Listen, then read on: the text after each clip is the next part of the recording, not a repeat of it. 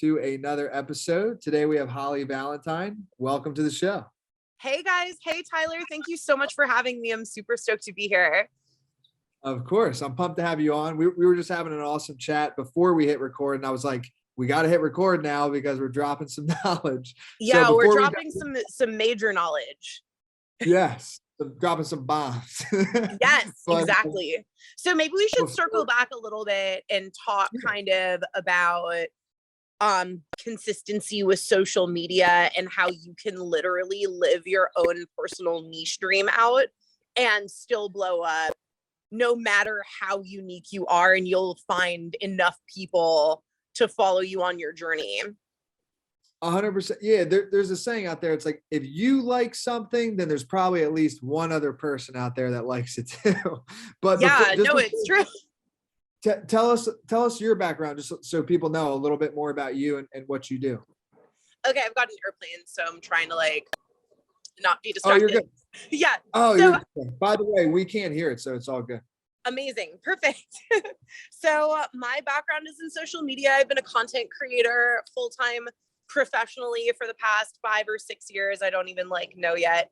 I should probably look back and see how long it's been. But before that, I was doing marketing. It was kind of at the dawn of social media when no one really knew what was going on. And then I met a bunch of content creators and was like, oh, wow, I wonder how they make money. And so I started my journey doing live streaming, hated it, but was definitely a great learning experience for hey, there's demographics of people out there. Hey, there's certain time things that matter on different platforms. Wow, these are important things to know. And then going from there, it was just so much easier to find out exactly how I wanted to run the Holly show. And it made it that much easier to be consistent every day with it. So one of the biggest things I want to point out, what you just said, is it's about trial and error. That's what and I think most people, they never start because they're trying to start the perfect thing first. That right. Never happens. You know what I mean? You started out with cam stuff, but how did you know if you would like it or not until you do it? You have to try and it. At the time, everyone was calling it the vernacular for being an internet model as a whole was being a cam model. So I just literally Googled it and I was like, okay, I guess that this is what it is. I want to try this. So I'm going to Google it, and I did it. And much like that experience, now I'm actually moving. So I started investing into crypto recently with putting some of my OnlyFans money towards crypto, and it's actually been working out really well. But again, it was one of those things where it's I don't really know what I'm doing, and I'm gonna just have to eventually put some money in to learn. Yeah. You know what I mean? Well, yeah. So there's I guess this is the episode where I keep bringing up quotes for some reason, but that's somebody told me that's why they call it pay attention, right? Yeah. So if you put money into something, if you pay, then you become attentive towards it. Right. So, right. If you don't have any money in crypto, then you're not going to watch the market probably because you're what do you care? But once you put a little, then you're hyper, you start learning. And it's so if you ever want to actually get involved in something, put a little skin in the game, take a little risk, and then you will figure it out. So, right. And also on that note, even with doing podcasts and doing kind of the internet thing, you know what I mean? I found TikTok to be such a humbling experience for me because I had been doing my internet dance a certain way for so long. And then I get on TikTok and I'm I don't even know how this algorithm works. I don't want to do it. And I almost honestly missed the boat on it. You know what I mean? I really could have just skated my way off the TikTok thing. And I'm really glad I didn't. No, 100%. So what's your Instagram and TikTok? Are those your two kind of biggest platforms, or where else do you? Yeah, so those are definitely my two biggest platforms. I'm also growing my Twitter. As you probably have experienced, there's so many things that come up throughout, the course of you doing this. So you go through accounts. I used to have a Twitter that had 44,000. And I lost it because it got hacked. And then I decided that instead, And then I decided that instead of trying to get it back, I would probably get better ROI on just making an account from zero. Got it. Yeah. And so it's like a bunch of things like that where you have to like really put aside your ego. You know what I mean? To be like, hey, is this actually like the best decision for me? You know what I mean? To follow this path versus this path. And I'm actually really happy because starting accounts from zero is like really motivating. And I fell out of touch with that for a while because my Instagram has like 1.7 million. And it's like, I kind of like missed the rush of like, oh my God, I just got to 10K on something again. Like, yo, no, I literally, I was on someone else's podcast right before this. And I was telling them about how like I keep trying to start all these other businesses. And then what happens is I get that first little like rush of like a little success, but then it's my heart's not really in it. So I just let it go. So I've now decided to just focus on my core business. But it's funny where it's, you know, again, 1.7 million, you're so detached, right? From like what it was like in the beginning. Like I'm still like at that point it becomes like honestly a huge statistics game.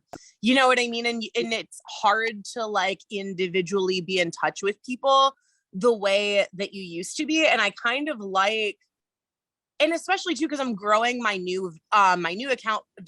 My new account is at victoria.is.holly, and I'm growing it with yeah.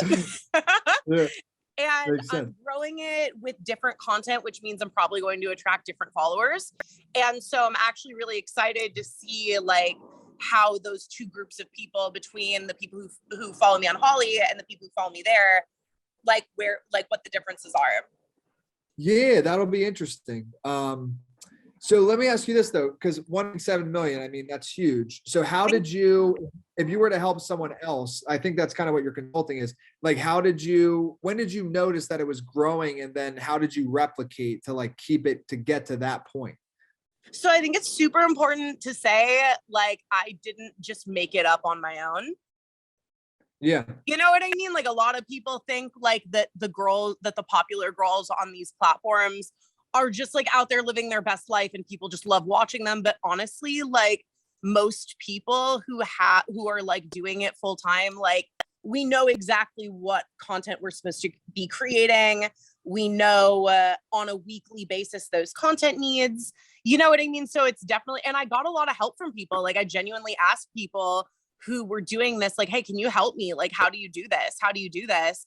And really just took that kind of like, I want to learn how to do this approach. And and then another thing that people don't really realize is that you have to invest money back into whatever your business is. If your business is, you know, like partial advertising, partial OnlyFans like mine, then you're consistently needing to get new people in your door. You know what I mean? So in order to do that, sometimes you have to buy advertising for yourself. You know what I mean? And a lot of girls, not even girls, but a lot of people like don't want to do that because they think they shouldn't have to. But in reality, everyone's doing that. Like you have to invest back in. 100%. Yeah. And if you really believe in it, then, but yeah, I know because it feels risky in a sense, right? You're like, I don't know if I'm going to get this money back, but ultimately that's how you grow. And by the way, sometimes you don't. Like I've definitely like bought terrible promo that didn't do anything for me. And it was a total waste of like whatever money I spent on it. But then I've also had promo do really well and be like, oh my gosh, I want to do this every day. You know what I mean? So it's, and that comes, and you wouldn't discover it though if you didn't go through like the good ones and the bad ones. So that it's all about taking action at the end of the day. And most people just they keep being indecisive. Like they're thinking, should I do it? Should I not? It's like, well, you got to go through some bad promo to get the good promo. Like that's right. Just. And the other thing too that people like often don't take into consideration is these apps that you're using aren't showing you to 100% of your audience anyway. Oh no. You know what I mean? So it's like, you do have to kind of play the game a little bit of like, hey, how do I override the fact that these apps are trying to suppress my content from blowing up? They probably want money from me. You know what I mean? Like, you know what I mean? It's stuff like that. Or, hey, if you, for example, like I have 1.7 million, granted, I can do shout out for free. There's a lot of free things you can do once you gain that social leverage because you can trade. However, if I come across a girl who has 20 million followers, she doesn't care about my 1.7. 1.7 is nothing to her. So it's like, it's one of those things where you have to know what you bring to the table, and you have to be respectful and just be like opening a conversation. Cause I get so many people hitting me up being like, please post me. And it's like, hey, it doesn't work like that. No. I love it. Yeah, no, for sure. And I love that you said that you like asked for help, because I think that's a big issue too. Like most people are afraid to like ask for help. But what I always tell people, success is different for everyone. But I think one of the things, once you're successful, is you like to give back, right? So that 20 million girl, let's say, whether she might say no to like promoting you, but what she might say yes to is maybe like a 20-minute call to like help you grow, just out of like, maybe not all of them, but like it's worth an ask. Well, by promo, what I mean, so promo is like the street word for advertising. You know what I mean? So it's, so chances are like she will say yes if you approach her as a customer. Yes. You know what I mean? Like you just have to know what her position is, much like how when you go into a sales situation, you know what your position is. If you're going in as a buyer or as somebody with less to offer, then you have to know kind of like, hey, it's very possible that she might want something more than just me posting her. I need to be emotionally prepared for that. You know what I mean? Like, yeah. So let me ask you that, just because like my main business is we do book publishing and book marketing. So say with somebody like yourself, like 1.7 million, or if you don't want to use yourself, anybody, like how do you calculate, say if one of the clients wanted to promote their book, like wanted you to post their book, like how would you calculate charging for that? So that totally depends on what business model you have going on. For me personally, I'm very transparent about this on all of my stuff. OnlyFans makes the most, it's my biggest revenue stream. And so the way I calculate the cost of selling promo is I take into consideration the amount of money that I make if I'm just doing my own thing that day. And then I add a little bit to that to be like, okay, and to get me interested in not doing my own thing today, you're going to pay a little bit of a premium. You know what I mean? So my main business isn't selling ads, but that is how I calculate my ad structure. Like how much money am I missing out on if I post you? That makes so much sense. Yeah, that makes complete sense. Yeah. Do you know though, so I guess, so that's how you calculate. Is there a different way to calculate though, like per million, like by impressions or something like that? You know how you like pay for ads, or do you think it's similar? But honestly, you need to be using systems. So I've bought ads actually in promo as a business before. Like I've hit up influencers, not as me, but as the business, and been like, hey, what are your promo rates? What are your promo rates? My advice is just hit up 20 people in your niche and see how much all of them charge, and then you get an average. Love it. Dude, that's what I do if I'm a buyer. If I'm a seller, I'm gonna try to make as much money off of you as I can. But if I'm buying, I'm gonna try to get a really good deal. So it's like, and knowing that also with businesses, when they hit me up, it's kind of like, I know that their objective is to get me to do it for free, basically, if they could. You know what I mean? Because every business is trying to, and so I do take into consideration sometimes like, hey, is this a brand that I think is going to make me look good if I post them? Do I want to have them on my resume? You know what I mean? Like, so you do also consider things like that too. So you said OnlyFans is like your number one revenue source. So like, what does so if it is, I'm assuming that you maybe spend most of your time there. Like what's a typical day or week look like for you as far as like the business goes? I work on so the thing to remember is it's not just OnlyFans, it's like 15 other platforms plus OnlyFans. Okay, got it. You know what I mean? So it's definitely like, because if you think about a sales funnel, OnlyFans is the opening to your paywall, and then all of your socials funnel into that. You know what I mean? Yeah. So the more streams you have, basically, in theory, the bigger your OnlyFans revenue will be. So that satisfying 15 platforms a day or whatever, or even with girls who only have 5. You know what I mean? Like 5 platforms every day is a lot of platforms. And so really, like, I try this year, actually, I just started doing it. I've been trying to make my schedule more like scheduled out and less kind of like, okay, today's the TikTok day, today's the video day, today is an OnlyFans day. Like, it's like, no, I want to know exactly what I'm doing today because I'm going crazy making content all the day. You know what I mean?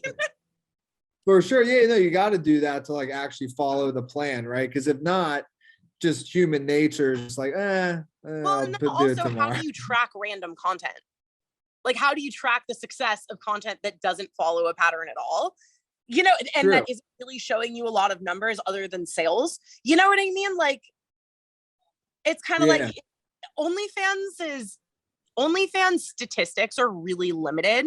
So you have to, so you have to manually do any market research you want to do. You know what I mean? Like, you have to literally just like, hey, did you like this? What would you like to see from us next time? You know what I mean? But like, obviously way sexier if it's OnlyFans, but like, you know, like. Wait, let me ask, because I'm curious, because I thought I heard something on OnlyFans recently where they were like slowing down or stopping like any sort of like sexual content. Is that true, or am I making this up? I might be making. You're not making that up. It's definitely been rumored around. There's been a lot of like talk that maybe they want to go public and that they have to like clean up their image as a platform to do that, or that they won't be able to get funding if they don't get rid of that. The thing though is it's probably like, I've never looked at their numbers. I have to imagine it's at least 80% of their revenue. Yeah, that's, you know what I mean? Like, I have to imagine that adult content is at least 80% of their revenue. So I don't know exactly how they're gonna like do that. You know what I mean? But yeah, no, because I've seen there's another story out there about I think it's Black China or something. Like, I saw there was some article that went viral about her. She was making like, I don't know, something crazy. It was like $10 million on OnlyFans or something like that. Yeah. And I was like, well, I mean, what is she posting? You know what I mean? Like, maybe she's it's not probably posting nudes. Like, yeah. Like, I don't know. I mean, like, people are in this delusion because there's, and I'm sorry, like, I just have to like flat out say this. There's so many people who run around and lie about the kind of content that they do on OnlyFans. And I just want the general public to know that like 80% of people are getting naked and more. So don't kid yourself. You know? No, for sure. That's what I would think. You know, like what else is the point? 100%. If not 100%. Yeah. I mean, if not, just put it on Twitter. You know what I mean? I mean, let's face it, like we can hang up on the moral dilemma about getting naked publicly or not, but the reality is there is a lot of competition on the internet to show yourself naked nowadays. You know, there is. Yeah, no, you're right. And I'm a believer that I think it should be up to the individual personally. Like, I think, I don't know, like whatever you want to do, I think is fine. So, and I mean, Twitter, it's like there's not even a paywall, and they allow that stuff like publicly. So, I mean, Reddit, Tumblr. I mean, the main thing is like, it can either be a social media platform that you really just have to decide what your business model is. And then once you know what your business model is, if you work on it all the time, it'll be successful. And then not to mention too, like, it's okay to like invest in certain things. Like, I know a lot of people, I'm not a big group shoot person because I just am not the most like, I'm not my best self in large group shoot environments. But however, I did go to all of those things when I first started modeling, and I was nice to everybody. And it was really, even though it was really socially like a borderline impossible for me to be there, I still did it, and I put in my hours like that. And so it's like, yeah, you might not want to do nude content. That's not for everybody, but like, you will have to be nice to people in any job that you have that you don't necessarily want to be nice to. And I think that it's really important, not just for like OnlyFans girls, but like gig economy people, you know what I mean? To know like, hey, if you're an independent contractor, you might not have a boss, but you still can't be an asshole, you know? I agree. Yeah. No, and I think it's almost like that thing of like driving a car, like, because when you're like working from home and you're not like physically with the person, there's like a wall, right? So you feel like you can act a certain way. It's Right. in a car, it's the same way. Like you're like, screw you, like, but it's Yeah. like kinda, that's fine, but like, but on the internet, it's actually even worse because that person knows who you are. Well, Like and that. the main thing is too, like, there's definitely like a weird prison mentality of internet people where it's kind of like, yo, you want my followers? What are you gonna do for me? You know what I mean? Like, you know what I mean? Like, and it's like, but the weird thing is that then you have now there's so many platforms. So it's like sometimes girls are famous on platforms and I have no idea who they are and I don't care and I don't really want their followers from whatever platform they're using. And then they're like walking it, you know what I mean? It's like that's why I say the competition thing. There's so many of us now. Yeah. You know what I mean? And I just feel like in the future there needs to be like some sort of like, I don't know, like community internet person thing. I think that would be really cool. No, I feel you.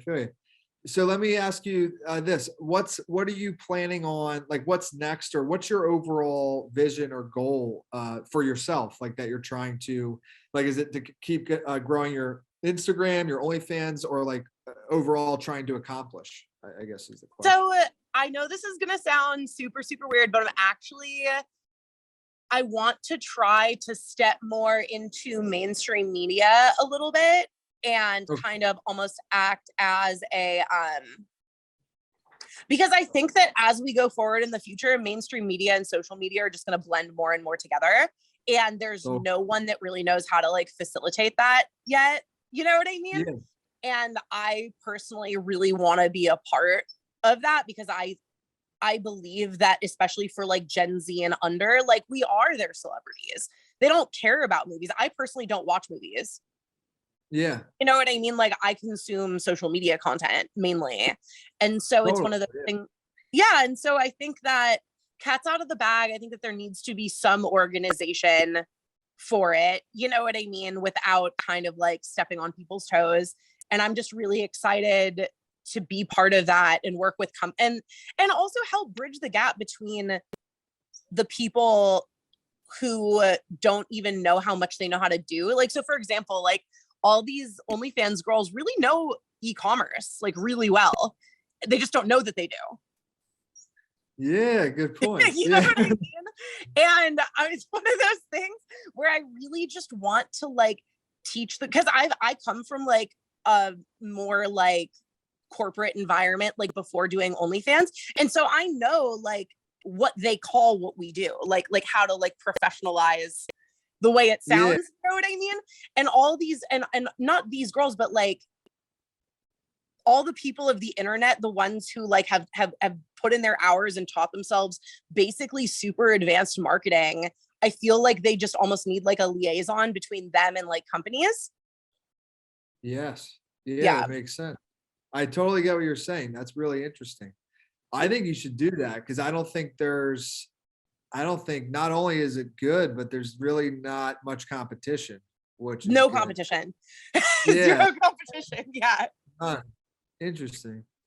Well, cool. So I think in the future, maybe we'll do a part 2, but this would was love to do part 2 in Miami. Yeah, we'll do it live. Yeah, let us know when you're here and we'll do it live. That would be cool. Yeah, that'd be great. Yeah, we got kind of like, you can see the mic back there, maybe like right over there. Mm-hmm. So we actually have all the equipment, so to do it in person. That's awesome. So yeah, let us know that. And then just last thing before we sign off, let people know where to find you, like social media and stuff like that. Where can they stay in touch?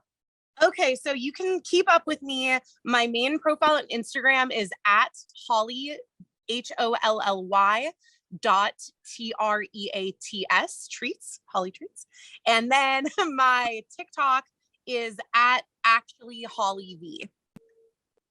Perfect. And from those two things, you can find everything. Yeah, well, that's the funnel. If you end up there, I'll see you on my OnlyFans. I'll see you on my Twitter. I'll see you everywhere else. But just I love it. Oh man. So, but thank you again for coming on. I appreciate it. Thank you for having me, Tyler. And I'm really, really stoked for part 2 in Miami.